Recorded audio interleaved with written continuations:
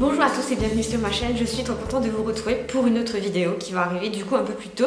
Cette vidéo est pour vous aider à mieux comprendre pourquoi vous devez investir en vous-même.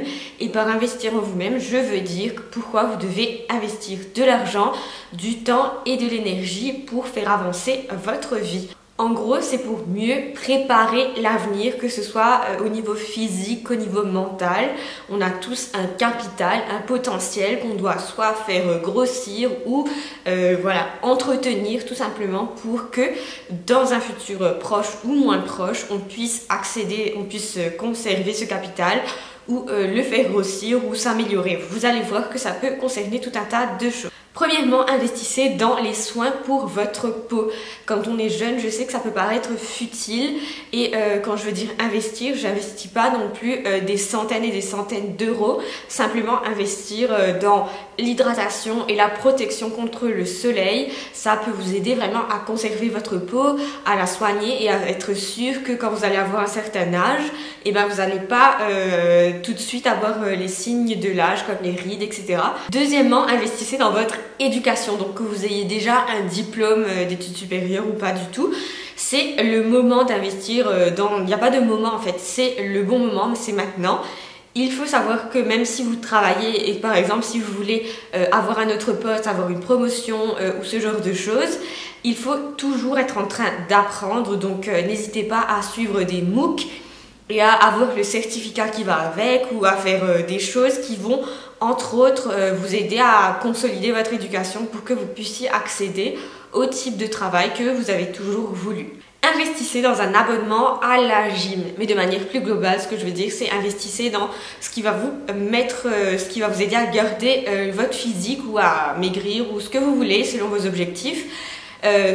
Le truc, c'est que le sport demande toujours un petit investissement, donc même si vous allez juste courir dans le parc à côté, il vous faudra des bonnes chaussures si vous comptez courir régulièrement, etc. Donc, si vous voulez conserver votre forme actuelle ou vous améliorer, il faudra toujours mettre un petit peu de sous, que ce soit pour acheter des équipements pour la maison, pour des équipements de sport pour la maison ou des équipements pour des tenues, des chaussures, etc. Quatrièmement, investissez dans votre santé parce qu'on ne le fait pas assez souvent selon moi.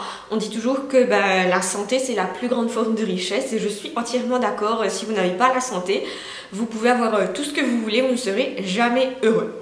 Donc la santé, investissez tout simplement dans ce que vous mangez. Surtout si vous avez à manger sur le pouce, faites en sorte que vous ne mangez pas que des trucs à emporter, genre des fast-food, etc.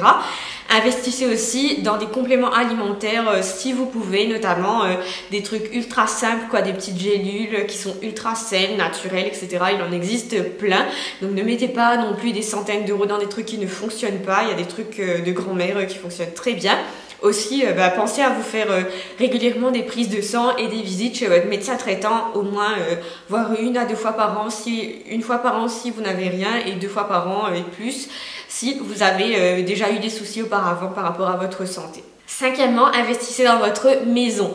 Il ne faut pas être ultra riche pour se construire un petit cocon, sachant que c'est l'endroit où vous passez le plus de temps après votre boulot sans doute. Donc investissez vraiment par exemple dans votre matelas parce que le sommeil c'est quand même indispensable et un bon sommeil est indispensable et aussi dans des endroits où vous passez vraiment le plus de temps. Ne subissez pas en fait un inconfort chez vous, investissez dans les pièces que vous allez le plus utiliser. Sixièmement, investissez dans votre carrière parce que la carrière, c'est quelque chose qu'il faut entretenir tout le temps, tout le temps, tout le temps. En plus de l'éducation, c'est quelque chose que vous allez devoir entretenir. Donc si vous voulez par exemple être promu, accéder à un autre type de poste, etc.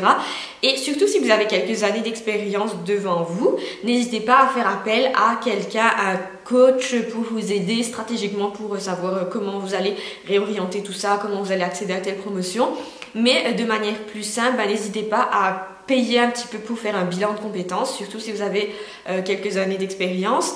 Et deuxièmement, moi je trouve que c'est le plus important, c'est de faire appel à un professionnel, un designer ou quelqu'un qui s'y connaît pour refaire votre CV, surtout si vous avez beaucoup de choses à mettre dessus.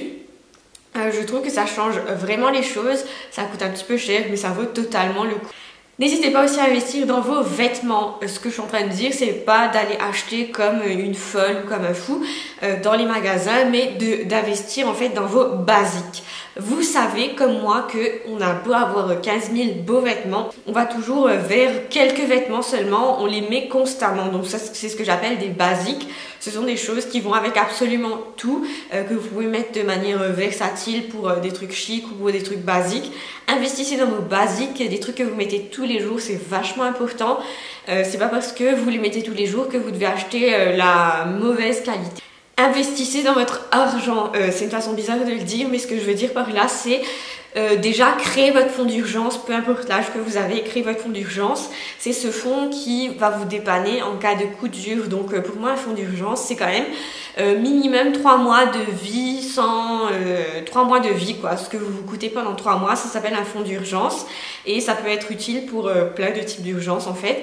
Mais mettez aussi des sous de côté si vous voulez investir dans je ne sais pas quoi, dans de l'immobilier.